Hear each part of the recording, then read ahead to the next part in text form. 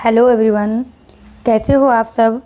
कल के वीडियो में मैंने इसके पार्ट 1 को आपको नोट्स उपलब्ध करवाया है, यानी कि नोट्स से मैंने पढ़ाया है, जिसमें कि आपने सिंधु नदी और गंगा नदी को डिटेल में पढ़ा है। आप लोगों में से जिन किसी ने नहीं देखा है उस वीडियो को, पहले उस पार्ट 1 को देखिएगा, तभी आपको ये समझ में आएगा।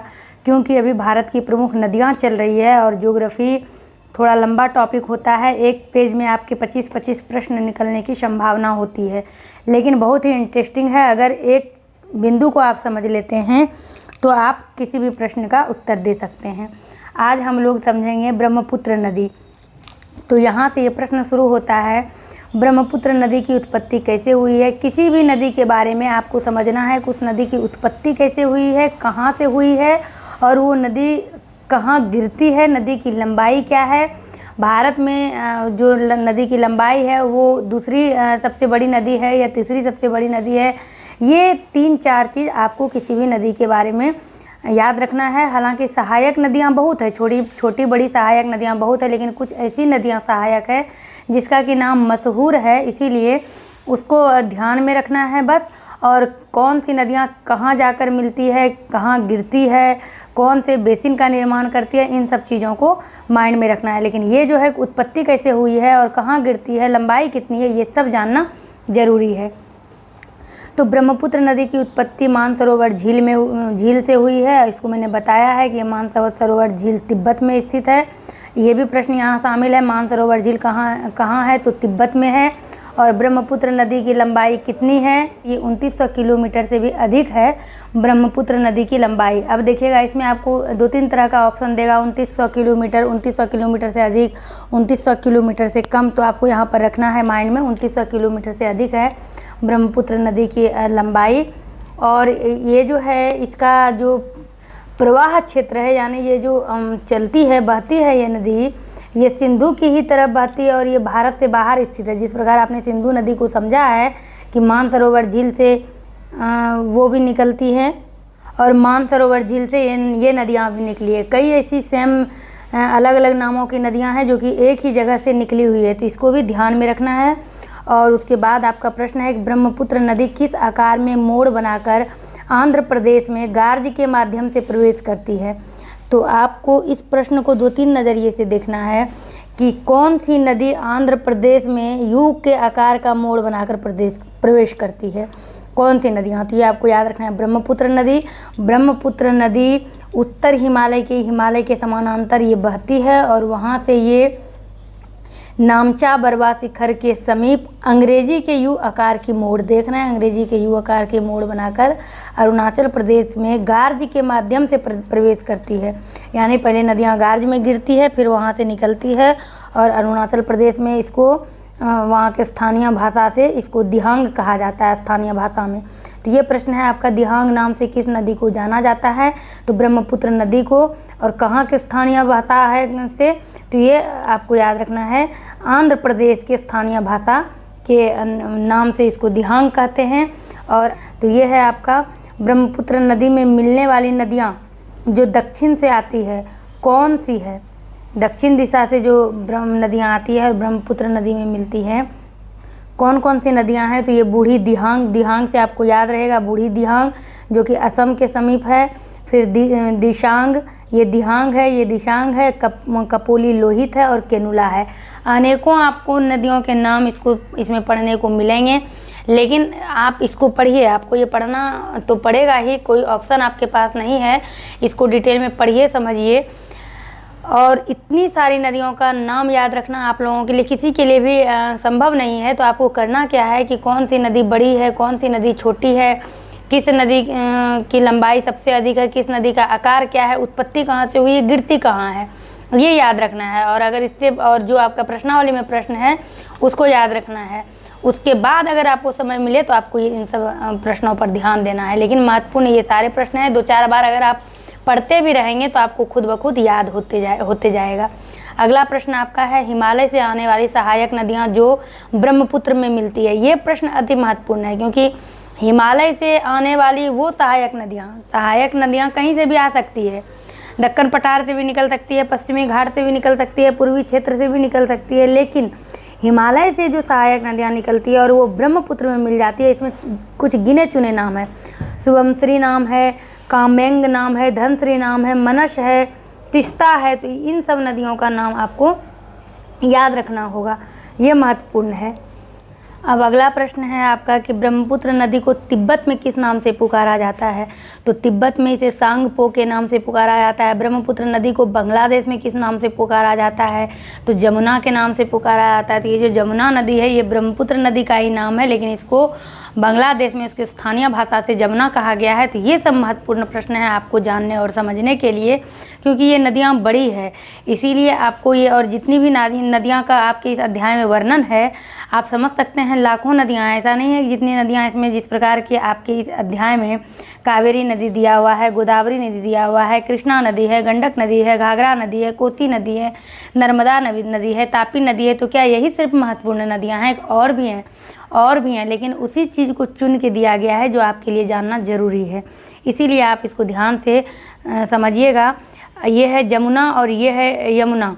यमुना नदी कहाँ से निकलती है? तो हिमालय के यमुनोत्री से निकलती है, क्योंकि ये यमुना है, ये जमुना है, दोनों अलग अलग है। आपको कन्फ्यूज करने के लिए दिया जा सकता है, लेकिन जमुना ब्रह्मपुत्र नदी को बांग्लादेश में कहा जाता है, जबकि यमुना नदी हिमालय के यमुनोत्री से निकलती है। और यमुना नदी को इलाहाबाद के निकट गंगा में मिलने के लिए कितनी दूरी तय करनी पड़ती है?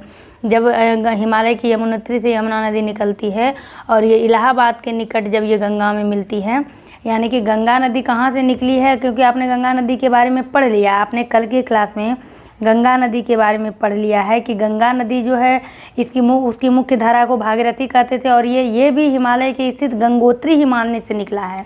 हिमालय से ही सारी नदियाँ निकली हुई है, क्योंकि आपने ये भी समझा है कि भारत की भू आकृति को देखते हुए नदियों को दो भागों में बांटा गया है, एक हिमालय नदियाँ, दूसरा प्रायद्वीपीय नदियाँ। तो ये जो हम लोग अभी हिमालय की नदियाँ पढ़ रहे हैं, आगे धीरे धीरे बढ़ते जाएंगे प्रायद्वीपीय नदियाँ आएगी। तो हिमालय की नदियाँ यानी कि वो नदियाँ जो हिमालय से निकली है, तो सभी नदियाँ हिमालय से निकली हुई है। तो आपने गंगा नदी के बारे में देखा, अभी ये आपका है यमुना नदी। तो ये जो हम यहाँ से जो देख रहे हैं, ये प्रश्न 40 नंबर से आपका यमुना नदी शुरू हो जाता है, यमुना नदी से जुड़ा हुआ प्रश्न है। उसके बाद फिर है कि ये जो यमुना नदी इलाहाबाद के आसपास गंगा में मिलती है। गंगा भी हिमालय की गंगोत्री से निकली है, लेकिन दोनों की धाराएं बिल्कुल अलग अलग चलती है, लेकिन इलाहाबाद के पास आते आते ये शांकरा होते हुए एक दूसरे से मिल जाती है। तो कितनी दूरी तय करने के बाद? तो 1375 किलोमीटर जब यमुना नदी दूरी तय करती है तब गंगा नदी से मिलती है। प्रश्न आपका यहाँ से इस प्रकार से भी बनेगा कि गंगा नदी यमुना नदी से कहाँ मिलती है? तो इलाहाबाद के निकट, यानी कि प्रयाग के निकट। अब इलाहाबाद को प्रयागराज भी कहा जा रहा है, तो प्रयागराज करके आपको पूछा जाएगा, ये आपको ध्यान रखना है। या फिर यमुना नदी कितनी दूरी तय करने पर गंगा नदी से मिलती है? तो 1375 किलोमीटर की दूरी तय करने पर। तो ज्योग्राफी के एक अध्याय में आपके बहुत प्रश्न निकलेंगे, और मैं बिल्कुल प्रयासरत हूँ आप लोगों के लिए। देखते हैं कहाँ तक हम कंप्लीट करा पाते हैं, क्योंकि जब एग्ज़ाम नज़दीक आ जाता है तब मुश्किल हो जाता है इस तरह लाइन बाय लाइन। फिर आप लोग अपने से भी पढ़ते रहिए सफलता के लिए। और फिर आपका अगला प्रश्न है कि यमुना नदी की प्रमुख सहायक नदियाँ कौन कौन सी है? चूँकि इसमें 2-3 नदियाँ ही है, इसलिए इसको देख लेना ज़रूरी है। ये है आपका चंबल नदी, बेतवा नदी, केन नदी, ये सभी नदियाँ यमुना नदी की प्रमुख सहायक नदियाँ हैं। और भी सहायक नदियाँ हैं, लेकिन ये तीनों जो है आपका प्रमुख सहायक नदियाँ हैं। और ये इसके दाहिने तट से आके मिलती है। किसी भी नदी के 2 तट होते हैं, एक दाहिने होते हैं, बाएं तट होते हैं। तो ये भी पूछा जा सकता है कि कौन सी नदियाँ किस तट से आके मिलती है। तो अगर किसी नदियों के बारे में आपको स्पेशली ये कहा जाए कि ये दाहिने तट से मिलती है या बाएं तट से मिलती है, तो फिर वो भी आपको याद रखना होगा।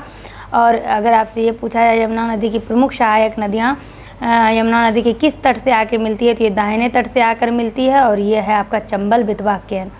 अगला फिर यहाँ से आपका यमुना नदी खत्म हो जाता है। 43 नंबर यमुना नदी से मात्र 3 प्रश्न आपका निकला।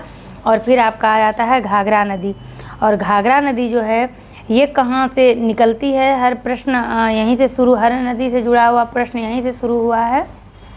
तो घाघरा नदी जो है ये ट्रांस हिमालयन क्षेत्र के करनाली स्थित मापचा चुंगो हिमनद से निकलती है। हिमनद का भी अलग अलग नाम है। तो हिमालय क्षेत्र में करनाली स्थित मापचा चुंगो हिमनद से निकलती है। क्योंकि आपको इस तरह से भी पूछ दिया जाए कि मापचा चुंगो जो है कहाँ स्थित है, तो करनाली में स्थित है। करनाली कहाँ है? हिमालय क्षेत्र में स्थित है। और ये दक्षिण पूर्व दिशा से बहकर हिमालय को पार करती है। दक्षिण यानी नीचे से बहते हुए दक्षिण पूर्व दिशा से बहते हुए हिमालय को ये पार करती है। और इस नदी को पर्वतीय क्षेत्र में कर्णाली कहते हैं। इसी नदी को पर्वतीय क्षेत्र में कर्णाली कहते हैं क्योंकि ये हिमालय क्षेत्र में के कर्णाली में स्थित जो मापचा चुंगो यहाँ से निकलती है। तो ये इतना महत्वपूर्ण है क्योंकि आप देखिएगा अलग अलग क्षेत्रों में घाघरा नदी का अलग अलग नाम है। पर्वतीय क्षेत्र में कर्णाली, मैदानी क्षेत्र में इसे घाघरा कहते हैं और उत्तर प्रदेश में इसी नदी को, घाघरा नदी को ही सरयू नदी कहते हैं। तो ये अति महत्वपूर्ण है, ये आपको नाम याद रखना होगा।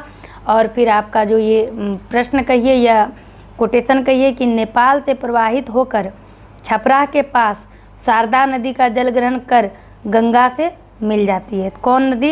ये घाघरा नदी है जो कि नेपाल से प्रवाहित होती है, नेपाल से बहती हुई छपरा के पास शारदा नदी का जल ग्रहण करती है, यानी शारदा नदी में मिलती है, थोड़ा सा जल लेती है, उसके बाद गंगा नदी में मिल जाती है। तो ये सारे महत्वपूर्ण एक एक लाइन प्रश्न और उत्तर आपके सामने में है, इसको बिल्कुल ध्यानपूर्वक आप समझिए और देखिए। यहाँ से जो आपका प्रश्न नंबर 45 है, यहाँ से आपका गंडक नदी शुरू हो जाता है और ये नदी महान हिमालय से निकलकर नेपाल होते हुए बिहार के चंपारण में प्रवेश करती है। तो प्रश्न को ही, उत्तर को ही हमने प्रश्न के रूप में लिखा है कि हिमालय से निकलकर, क्योंकि अभी हम हिमालय की नदियाँ पढ़ रहे हैं, सारी नदियाँ हिमालय से निकलती है, लेकिन हिमालय से निकलकर नेपाल होते हुए बिहार के चंपारण में कौन सी नदियाँ प्रवेश करती है? ये है गंडक नदी।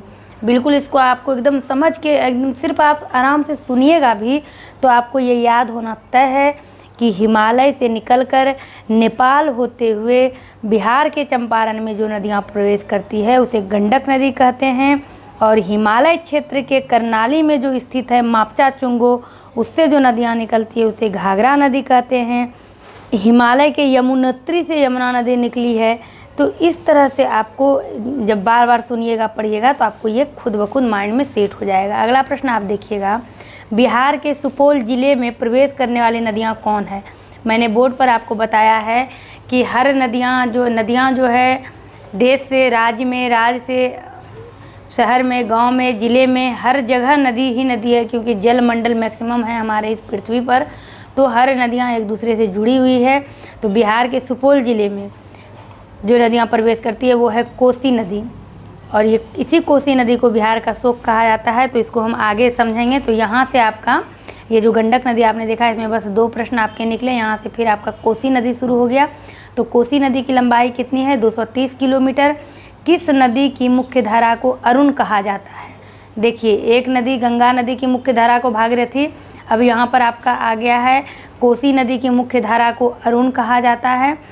और इनकी अन्य सहायक नदियाँ भी हैं इस कोसी नदी की, जैसे आपका सप्तकोसी, तांबा, भेटिया, मिलाची, लिखू, दुग्ध, तंबूर, ये सभी इसके सहायक नदियाँ हैं।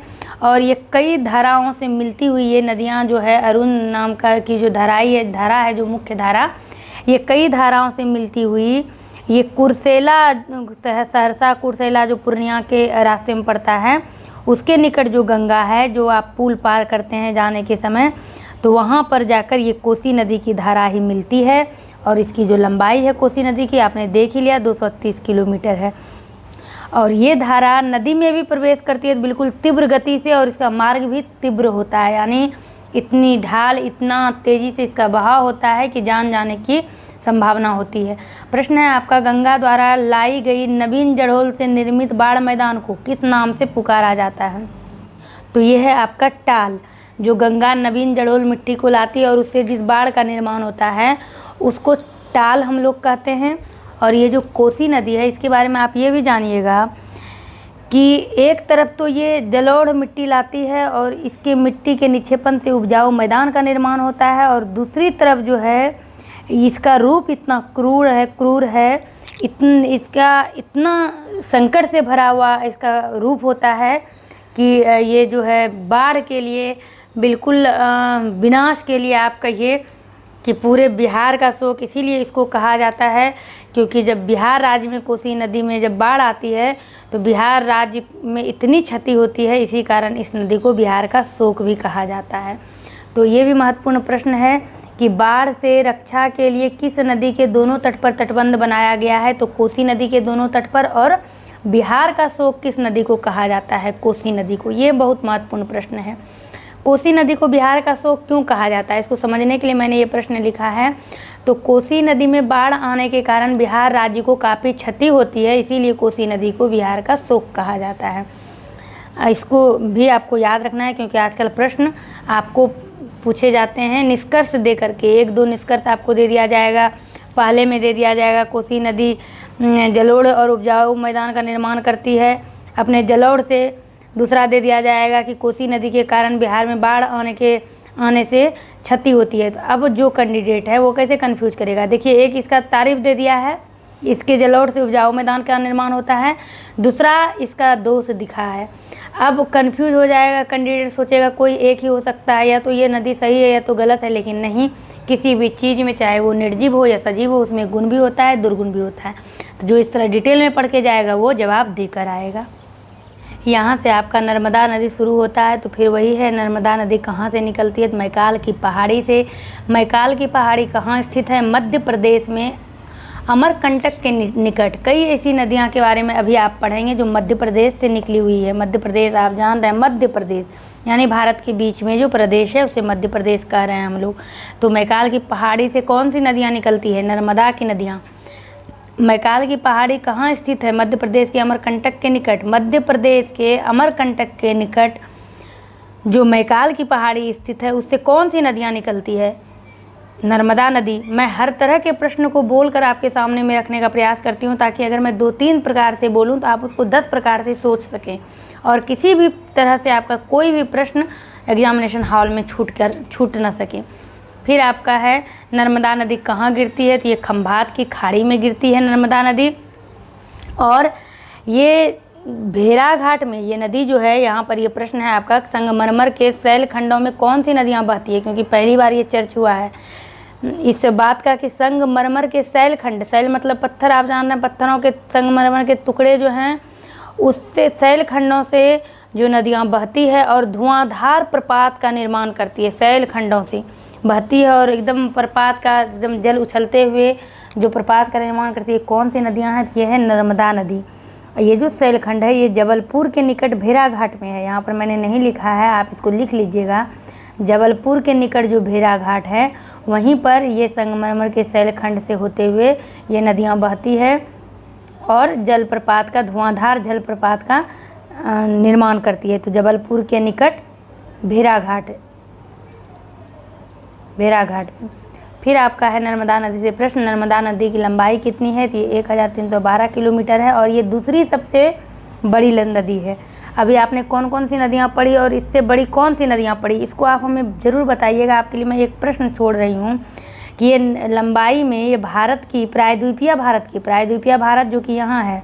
अब प्रायद्वीपीय नदियों के बारे में हम लोग समझना शुरू कर दिए हैं, क्योंकि अभी तुरंत आपने देखा कि हम लोगों ने अभी जितनी भी नदियों की उत्पत्ति देखी, सब हमने देखा हिमालय से। लेकिन इस नदी को हमने कहाँ से देखा? मैकाल की पहाड़ी से, यानी मध्य प्रदेश से। तो अब हम लोग हिमालय से नीचे आ गए हैं प्रायद्वीप की तरफ। तो ये जो प्रायद्वीपीय भारत की दूसरी सबसे लंबी नदी है नर्मदा नदी। तो आप हमें जवाब दीजिएगा, पहली सबसे लंबी नदी कौन है प्रायद्वीपीय भारत की, और उस नदी का नाम क्या है ये तो बताना ही है, उसकी लंबाई कितनी है। और इसी के साथ आपका यहाँ पे नर्मदा नदी भी ख़त्म हो जाता है। अब हम लोग चलेंगे तापी नदी की तरफ। तो इससे भी यही प्रश्न है आपका, तापी नदी कहाँ से निकलती है? सतपुड़ा की पहाड़ों से, क्योंकि अब हिमनद से, गंगोत्री से, यमुनोत्री से यहाँ से निकलना अब बंद हो गया है, झील वगैरह से निकलना बंद हो गया, अब ये पहाड़ों से नदियाँ निकल रही है। तो तापी नदी भी सतपुड़ा के पहाड़ों से निकलती है। अब सतपुड़ा की पहाड़ी कहाँ स्थित है? तो ये भी मध्य प्रदेश के बैतूल ज़िले में स्थित है। तो आपको ये याद रखना है। इसको कैसे याद रखना है? सबसे पहले आपने देखा नर्मदा नदी जो कि प्रायद्वीपीय भारत से निकली है। दूसरा आपने देखा तापी नदी, वो भी प्रायद्वीपीय भारत से निकली है। प्रायद्वीपीय भारत का स्टार्ट हम लोगों ने मध्य प्रदेश से किया है, एक मैकाल की पहाड़ी से, दूसरा सतपुड़ा की पहाड़ी से। ये आपको याद रखना है। इस दोनों में एक चीज़ यूनिक क्या दिया है कि जो तापी नदी है इसमें ज़िला का वर्णन है बैतूल ज़िले में। अब हम आगे बढ़ते हैं। अब यहाँ पे मेरा प्रश्न है, भ्रंश की घाटी से कौन कौन सी नदियाँ निकलती है? नदियाँ आगे चलकर आप देखिएगा और भी निकलती है भ्रंश की घाटी से। फिलहाल तो आपका यहाँ नर्मदा नदी है और तापी नदी है, ये दोनों भ्रंश की घाटी से निकलती है और ये दोनों ही नदियाँ खंभात की खाड़ी में गिरती है। तो खंभात की खाड़ी, ये दोनों नदी जो है एक साथ जोड़कर आप इसको याद कर लीजिएगा। भ्रंश की घाटी से निकलने वाली दो महत्वपूर्ण नदियाँ नर्मदा और तापी, और खंभात की खाड़ी में गिरने वाली दो महत्वपूर्ण नदियाँ नर्मदा नदी और तापी नदी। उसके बाद अगला प्रश्न आपका है, तापी नदी की एकमात्र नदी पूर्णा कहाँ स्थित है। अब यहाँ तो हमने इसको पढ़ लिया सूरत के निकट, लेकिन इससे कहीं ज़्यादा प्रश्न महत्वपूर्ण इस तरह से होगा कि तापी नदी की एकमात्र नदी कौन सी है। इससे कहीं ज़्यादा महत्वपूर्ण इस तरह के प्रश्न हैं जो मैंने दोबारा पढ़ा कि तापी नदी की एकमात्र नदी कौन सी है, क्योंकि चूँकि ये पूर्णा नदी एकमात्र नदी है तापी नदी की।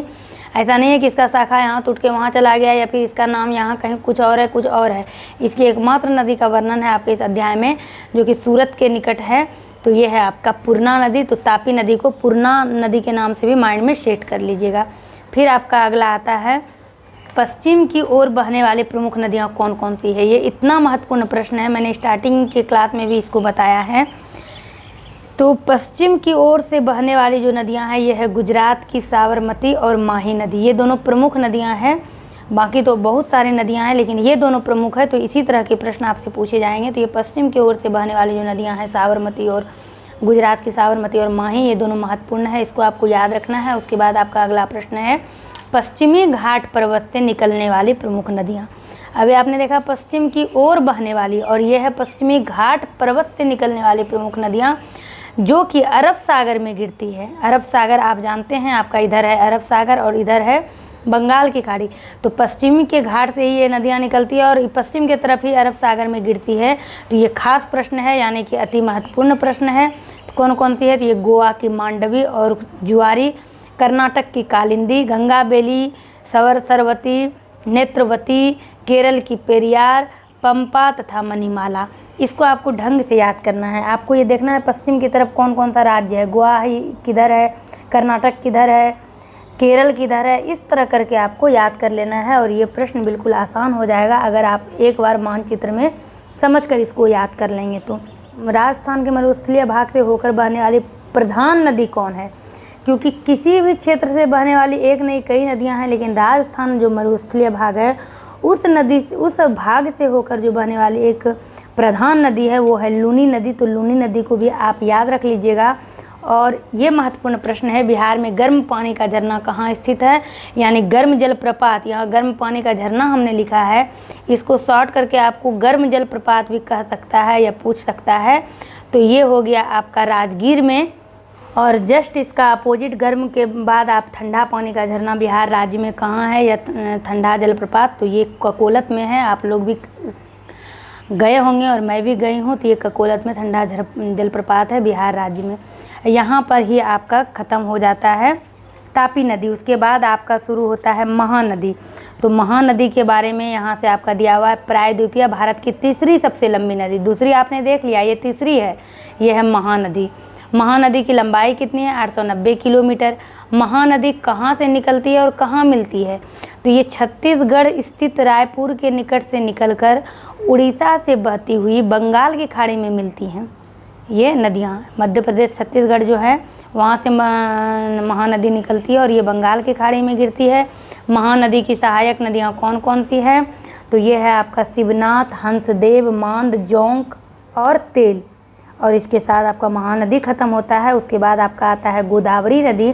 तो गोदावरी नदी कहाँ से निकलती है, तो ये महाराष्ट्र के नासिक के निकट पश्चिमी घाट से निकलती है। और कौन सी नदियाँ प्रायद्वीपीय नदियों में सबसे लंबी नदी है, ये तो आपको याद कर लेना है, क्योंकि ये सबसे लंबी नदी भारत की नहीं पूछ रही है, ये पूछ रही है प्रायद्वीपीय नदियों में सबसे लंबी नदी। तो ये है आपका गोदावरी नदी, जो कि प्रायद्वीपीय भारत की नदियों में सबसे लंबी नदी है। ये 1450 किलोमीटर की है, क्योंकि इसमें अभी आपने देखा महाद्वीपीय जो है ये प्रायद्वीपीय भारत की तीसरी सबसे लंबी नदी है और ये सबसे लंबी नदी है। मैंने इस तरह से जुड़ा हुआ प्रश्न भी आपसे किया है, तो उसका भी आप जवाब दीजिएगा। अगला प्रश्न है आपका, किस नदी की द्रोणी, जिसको कि बेसिन कहते हैं, 5 राज्यों में फैली है। यह है आपका गोदावरी नदी। और 5 राज्य आपको आप चाहें तो नोट डाउन कर सकते हैं, आपकी बुक में भी है। महाराष्ट्र, मध्य प्रदेश, उड़ीसा, आंध्र प्रदेश और कर्नाटक। इसको मैंने नहीं लिखा है, आप लिख लीजिएगा। आपको अ, उ, क ऐसे याद करना है। अ आंध्र प्रदेश, उ उड़ीसा, क कर्नाटक, म यानी कि महाराष्ट्र, मध्य प्रदेश। तुरंत याद हो जाएगा। ये गोदावरी नदी का बेसिन 5 राज्यों तक फैला है। और गोदावरी नदी की प्रमुख सहायक नदियाँ, तो चूँकि प्रमुख कह दिया है तो इसको भी याद रख लीजिएगा। प्राणहित, वर्धा, मंजीरा, बैनगंगा तथा पैनगंगा, ये आपको याद रखना है। और अगला प्रश्न है आपका, गोदावरी नदी को दक्षिण भारत में किस नाम से विभूषित किया गया है? तो गोदावरी नदी को दक्षिण भारत में दक्षिण की गंगा या फिर वृद्ध गंगा कहा गया है।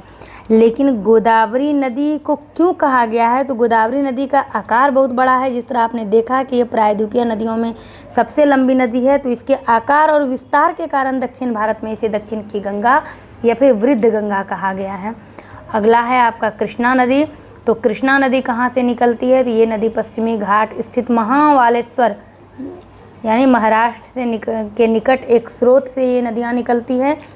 तो आपको ऐसे मध्य प्रदेश का चित्र बनाना है, ऐसे बनाना है माइंड में। सिर्फ कहीं पे आप महाराष्ट्र कर दीजिएगा, कहीं आप छत्तीसगढ़ कर दीजिएगा, कहीं आप मध्य प्रदेश है, इस तरह करके। और कौन नदियाँ कहाँ से निकलती है इस तरह एरो डाल के आपको लिख लेना है, एक बार में आपको याद हो जाएगा। तो ये महामालेश्वर से निकलती है यानी महाराष्ट्र के निकट एक स्रोत से। कृष्णा नदी कहाँ गिरती है? ये बंगाल की खाड़ी में गिरती है। कृष्णा नदी की लंबाई कितनी है? 1290 किलोमीटर है कृष्णा नदी की लंबाई।